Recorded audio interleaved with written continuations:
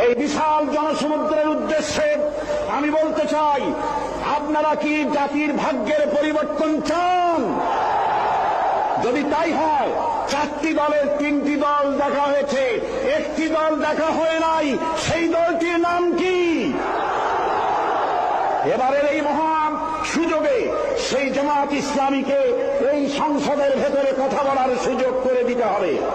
আল্লাহ রাব্বুল আলামিন তার কোরআনে কারীমের মধ্যে ইরশাদ করেছেন, ইন্নাল্লাহা লা ইউগাইয়িরু মা বিকওমিন হাত্তা ইউগাইয়িরু মা বিআনফুসিহিম।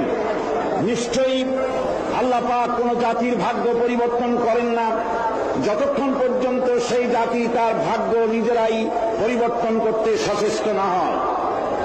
ভাগ্য পরিবর্তনের জন্য প্রয়োজন দেশের প্রচলিত আইনের পরিবর্তন, আর সে আইন হতে হবে আল্লাহ রাব্বুল আলামিনের আইন।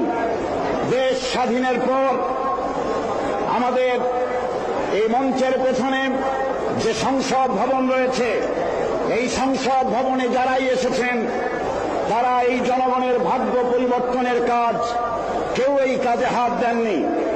অবশ্য আমাদের দেশে আর কোন জিনিসের উৎপাদন কম আর বেশি হোক না হোক, রাজনৈতিক দলের উৎপাদন খুবই বেশি।